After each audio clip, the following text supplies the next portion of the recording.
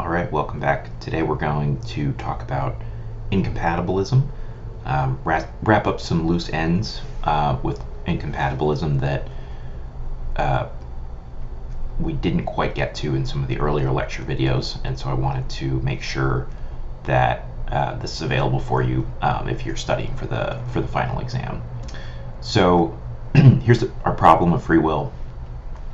We have free will. If determinism is true, then we have no free will. Determinism is true. We have seen that the incompatibilist accepts FW2, whereas the compatibilist rejects it. And that's what distinguishes compatibilism from incompatibilism. The main argument for incompatibilism is what we call the untouchability argument. This was Van Inwagen's argument. But as we've seen, this leaves the incompatibilist, once he or she accepts FW2 and gives an argument for it, leaves the incompatibilist with a choice, because she can't accept all three of these propositions. They're inconsistent. So she had better reject at least one of them. Libertarians and hard incompatibilists agree in that they accept the incompatibility of determinism and free will, but disagree about which of the two remaining propositions to accept or reject. So the libertarian says we do have free will. They're very much of the line of thought that we have to preserve free will because moral responsibility presupposes it, and also the feeling we have of being free is itself evidence, real evidence that there is free will. And so therefore determinism must be false. That's the libertarian view. Hard incompatibilism, on the other hand, like Paraboom, his view is that yes, determinism and freedom are incompatible, but he is so committed to determinism and not so much to free will that he'd rather say determinism is true and therefore I guess free will has got to go. I guess we have no free will. So this video, I'm just going to be discussing these two versions of incompatibilism, giving you a sense of a little bit more detail about, if you're sympathetic with incompatibilism, what a libertarian account of free will looks like if libertarian incompatibilism is true. And then we'll turn to hard incompatibilism and go through a series of objections to hard incompatibilism so that you can get a sense of the positive challenge for libertarians, I think, is, okay, determinism's false, suppose that's right. What does free will look like if determinism's false? Give us an account of freedom that's positive in the sense that it's more than just saying it's not determined, that's plausible, and that is consistent with genuine agency. And that's their main project. And the main project or challenge for the hard incompatibilist is, what do you do about the practical consequences or apparent practical consequences of denying that there's freedom? So here's Van Inwagen, who I think nicely sets the stage after he's given the untouchability argument for our discussion of libertarianism here. He says this: let us suppose, for the sake of argument, that human organisms display a considerable degree of indeterminism, as the libertarian says. Let us suppose, in fact, that each human organism, like you and I, is such that when the human person associated with that organism, you and I, is trying to decide whether to do A or to do B, there is a physically possible future in which the organism behaves in an appropriate way to a decision to do A, and there's also a physically possible future in which the organism behaves in a way appropriate to a decision to do B. Consistent with the past and the laws of nature, if the libertarian is right, are two possible futures. One in which you do A, one in which you do B. It's not that had the past been different, had the laws been different, you would have chosen differently. No. It's that the very same past and the very same laws up to this very moment that you're making a choice between waffles or no waffles is consistent with two possible futures. So if you're choosing between, to go back to one of our earlier examples, going to Wake, going to Duke, going to UNC, or taking a gap year, right? The libertarian is going to look at this and say, pretty good candidate for a free decision. The past and the laws of nature, contra determinism, do not determine a single unique future, precisely and at least at those moments at which human beings make free decisions like these.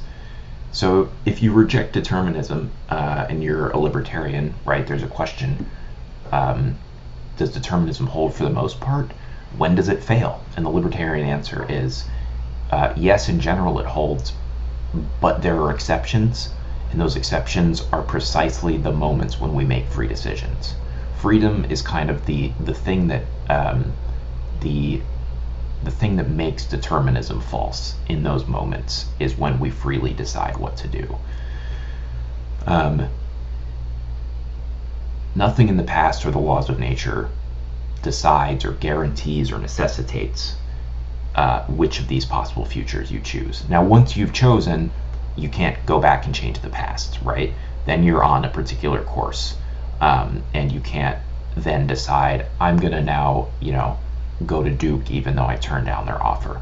But as long as there was a moment at which the past and the laws of nature left it open, whether you went to Duke or went to Wake, that is, for the libertarian, the moments that determinism breaks down, the moments that you have an indeterministic power, and the moments that you're free.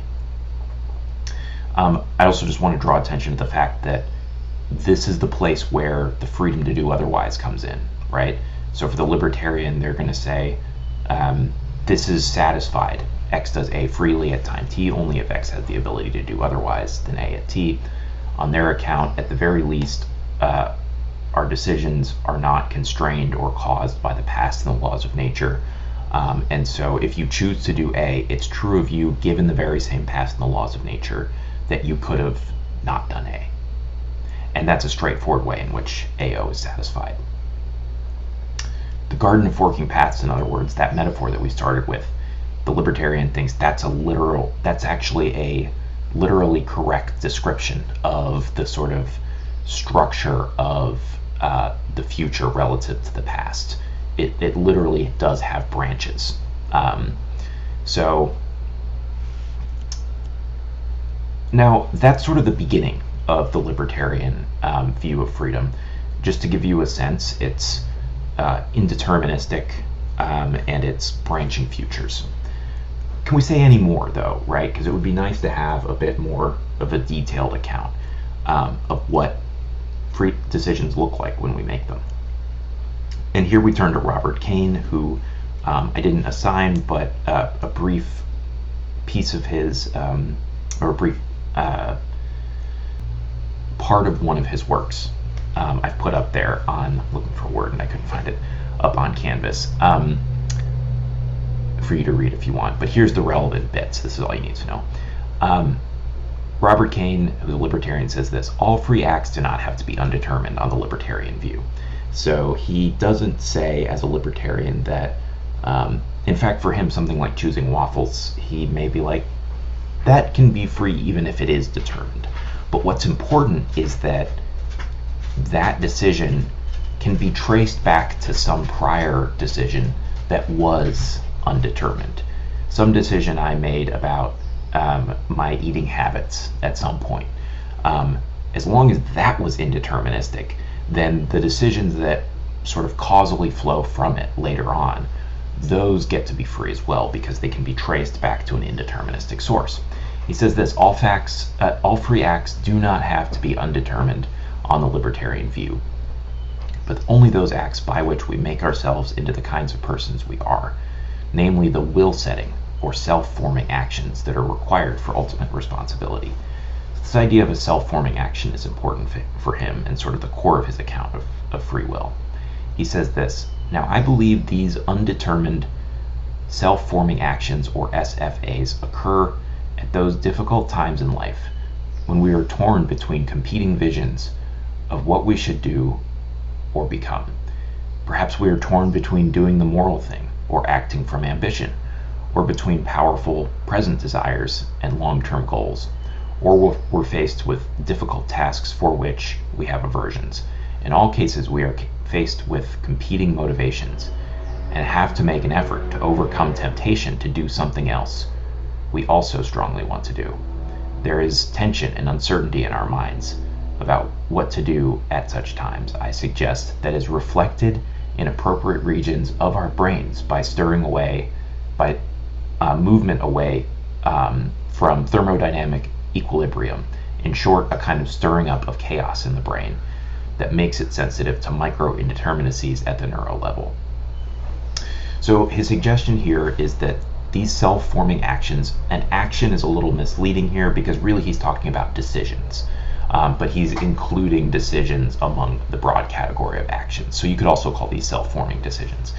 These are difficult or psychologically torn decisions between competing visions of what we should do and consequently who we should become. So that's what you need to know for what a self-forming action is. Psychologically torn, it's a decision, and the tornness is a result of incompatible or competing desires or visions of what to do. Examples he gives, classic feeling of tornness between one's sense of conscience, of moral right and wrong, versus one's self-interest when they come into conflict. Should I stop and help? Should I continue the business meeting? As he gives this example of the businesswoman that I'll remind us of in a second. Deciding between short-term desires and long-term self-interest. It's not always so high-minded as a case where you're, deciding whether or not to keep the money or give it to charity. Sometimes the conflict comes within self-interest. Sometimes you're like, should I indulge in this piece of cake or restrain myself? It's not really a moral question there, but there nevertheless can be an internal tension that happens. And the tension there is coming from your desire to have the short-term immediate pleasure of eating the cake, which tastes very good, or the long-term self-interest, which is your health, perhaps, if it's your third piece of cake, let's say. And which of the two wins out in that circumstance, and what it is that you decide is self-forming, in that you are reinforcing a habit and determining in a small way who you will become. Somebody who resists temptation or somebody who indulges. So those are the kinds of decisions that Kane thinks are paradigmatically free. He thinks are also mirrored in a stirring up of chaos, he describes it, in the brain. He goes into some very, I think, dubious hypotheses about quantum physics and indeterminacy. The only thing you need to know is that for Kane's self-forming actions, these decisions that I think we've all made before, these are the moments for him where determinism is broken, where nothing in the past or the laws of nature determine which way I'm going to go. And he thinks there's a physical underpinning of this. He thinks that the brain itself has this chaotic moment where there just is randomness, so to speak, in the neural firings in exactly which direction you're going to go. So here's a good case just for you to think about, and we discussed at length in class. Consider a businesswoman who faces such a conflict. This is a self-forming action conflict. She's on her way to an important meeting when she observes an assault taking place in an alley. An inner struggle ensues between her conscience to stop and call for help and her career ambitions, which tell her she cannot miss this meeting. She has to make an effort of will to overcome the temptation to go on. If she overcomes this temptation, it will be the result of her effort. But if she fails, it will be because she did not allow her effort to succeed. So this businesswoman is a case of torn between moral conscience and self-interest. You have freedom there, so says Kane, intuitively. You also have a breaking of the sort of bonds of determinism there. She is radically undetermined by anything that went before her. And furthermore, you have sort of responsibility also at issue here. I mean, which way she decides is going to determine who she becomes in a way that we can truly say she's responsible for having chosen who she would be. It's not that the state of the world in the distant past is responsible. None of that decided what she was going to do. She picked it. That's the idea for Kane. So that's just sort of a brief sketch of what a libertarian account of free will could look like. Questions to think about. Are we freest when we're torn between competing values, desires, and visions of who we want to be, as Kane suggests with self-forming actions? Is that really when we're at our most free? Or are we freest precisely when we're not torn in this way? For example, someone who knows precisely who they are, what they value, and what they desire, the second version of the businesswoman case I mentioned in class, someone who comes across the exact same scenario, but she's so committed to conscience that she doesn't struggle. It would be unthinkable for her that she would continue on so callously to her business meeting and let this person get assaulted. She just sees the bad and thinks, I must do something, and acts. There's no struggle. I think for some people that feels more like real freedom than the tornness. Now there are complications here.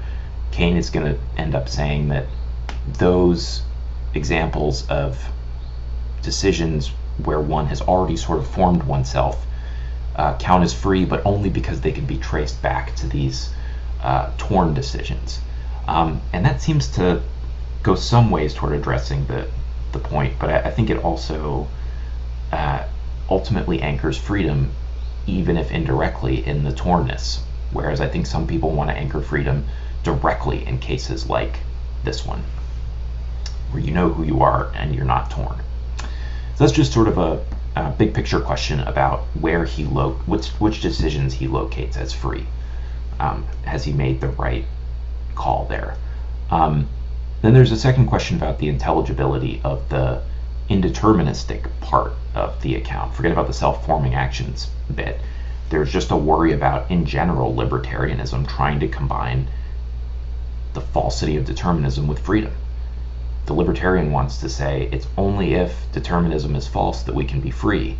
But as we saw in the Van Inwagen reading, there is a worry here that if the laws of nature, the past, including all of the details about my own desires and preferences, literally don't determine what I'm going to do in such a way that if you play back the long movie of the world 12 times, 6 out of 12 times I'll do one thing and 6 out of 12 times I'll do the other.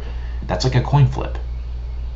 And I can no more be free or responsible for something that happens by random chance than I am for which side of the coin the coin lands on, heads or tails, at the Super Bowl this year. It's random. I have no control over that. In fact, if it really is random, neither does the guy flipping it. So neither can I be held responsible for acts that violate natural laws. They're just random, right? The core challenge here for the libertarian that we didn't get into, but is, if you're interested in this stuff, a lot of discussion about, is can they make sense of agency or responsibility for action and decisions without determinism? You know, you initially think that determinism is the big threat, but then once determinism leaves, what seems to replace it is randomness. And the concern is that randomness may be just as much a threat to freedom